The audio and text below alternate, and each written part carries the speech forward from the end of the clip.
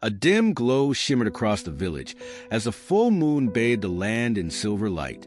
At the heart of the open square stood a boy, his hands trembling, his breath steady, his eyes fixed on the elders who had doubted him all his life. Tonight, he would prove them wrong. The wind whispered through the trees as murmurs spread among the villagers.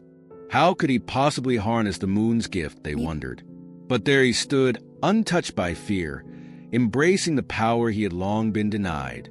As he lifted his hands, the light of the moon seemed to bend towards him, its energy surging through his veins.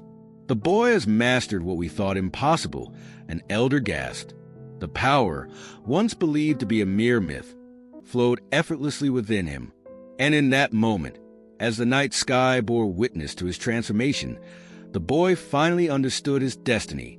In the small village of Lyrian, beneath the ever-watchful eye of the moon, a boy named Kian was born with a peculiar mark on his palm, a crescent shape that glowed faintly on certain nights.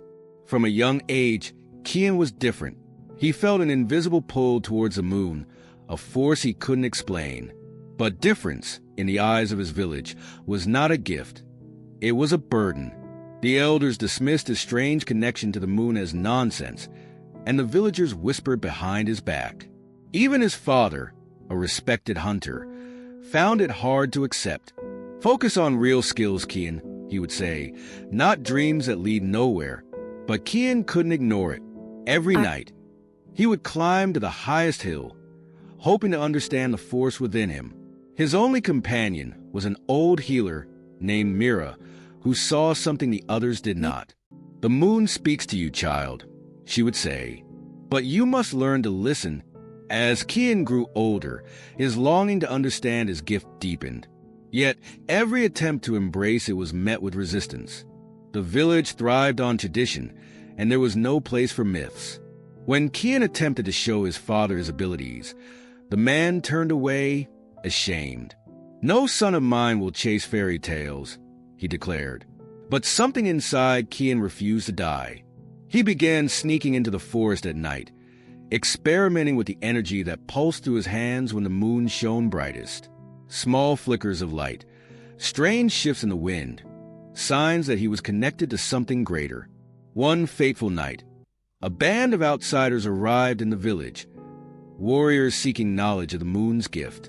Their leader, a man cloaked in shadows, spoke of ancient powers lost to time. He claimed that such power could only belong to one chosen by destiny. The village elder scoffed, but Kian listened with rapt attention. Could it be true? Was he meant for something more? His doubts grew when the warriors challenged the village to prove their worth.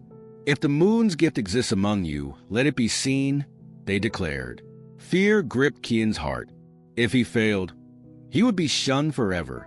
With Myra's guidance, Kian prepared for the trial. "The moon will not give its power freely," she warned. "You must surrender to it, not command it." Doubt warred with determination as the fateful night arrived. The village gathered around the central fire, the warriors watching with keen eyes. Kian stepped forward, hands trembling. Closing his eyes, he reached for the moon. For a terrifying moment, nothing happened. Then, as doubt threatened to consume him, he let go of fear. The energy surged forward, wrapping around him like a protective cloak. The village gasped as silver light danced around him, illuminating the truth. The power was real. He was not a fool. He was not broken. He was chosen. As the light faded, the warriors bowed in respect. "You have harnessed what many have lost," their leader said. "But power is not your true gift. Understanding is."